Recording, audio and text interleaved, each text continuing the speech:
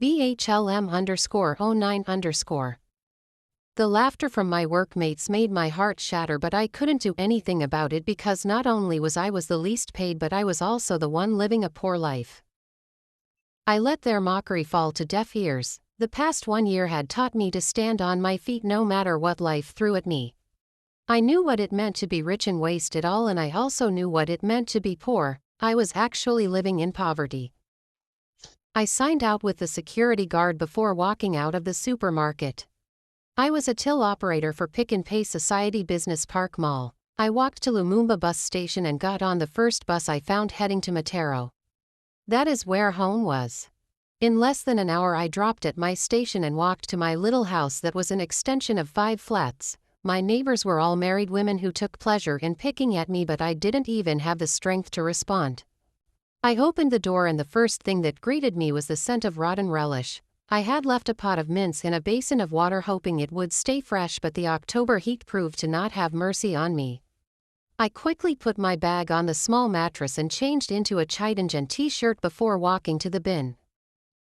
She can't even afford a fridge, one of my neighbors said, causing everyone to laugh. I just looked at them with a smile. Life had humbled me.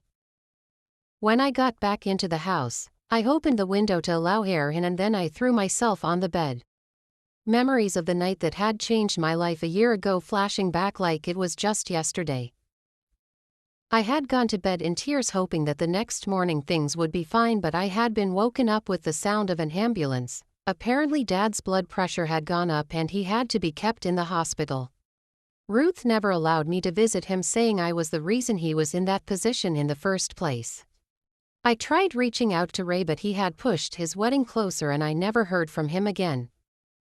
After Dad was discharged, he held a meeting with myself and Ruth and said that he no longer wanted me in his house.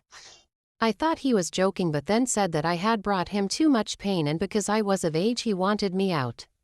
He told me he would continue giving me a share of my allowance, but somehow my pride couldn't allow me. He had taken me in with nothing and so I would leave with nothing.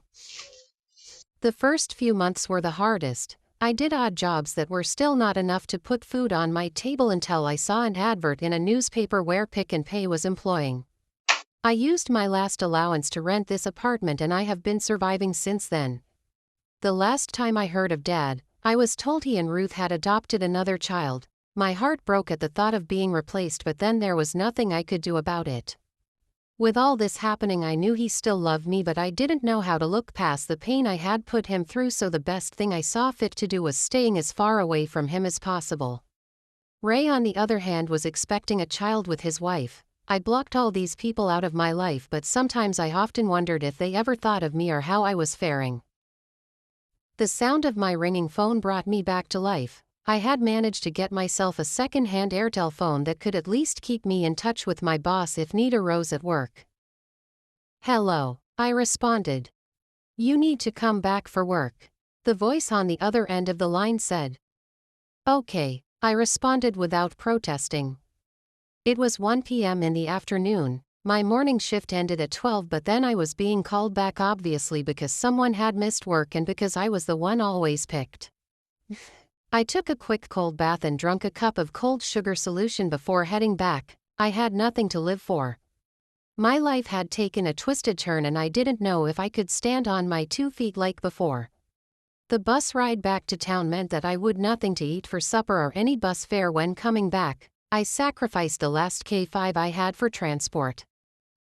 "Surely you are back," one of the guards asks. They were the only people that I used to talk to. For some reason everyone else hated me. Hey Nabwelakau, yes I am back, I responded with a sigh. "But madam, why Bamuzandani so ayi? Ninshi Munalakwa Chani, but madam, why did they hate you this much? What wrong did you do?" he asks. I just looked at him and smiled. If he too heard my story he would hate me too, except my colleagues knew nothing about me and still did. I put my bag in the locker and went to my till where business seemed to be slow. The other girls seemed to be enjoying themselves. I could hear from their chatter that they were talking about the night that awaited them. They had done their nails and had on new hair. I was once as excited as them, but I learned my lessons. I turned my head and looked at them with a smile. And you, one of them asked with a disgusted look on her face. You should even do your hair, another said looking at my kinky hair. I had decided to cut it short when I couldn't afford taking care of it anymore, but it kept growing and so I let it be, making sure to wash it once in a while. The girls suddenly went quiet. For some reason my heart skipped a beat. I knew the scent too well. How are you, sir? One of them greeted politely. Something they did when they wanted a tip or they wanted the customer to take interest in them. I am fine, thank you, he responded. He still had the seriousness in his voice except it sounded strained. I must have been so lost in thought that I didn't hear them call me Shirley. I looked back with fear in my eyes, memories of my past rushing back. Yes, I responded when I turned around. Our eyes met. He looked at me with something I couldn't put a finger on. He looked tired. I wanted to reach out and hug him and tell him that I was sorry for everything I had done. I wanted to tell him that I was angry at him for doing what he did. I really had so much to say, but in that moment everything was quiet. The sounds became distant and the only thing I could hear was my own heartbeat. The plastics, one of the girls said with an angry look, bringing me back to reality. I got them and handed them to her.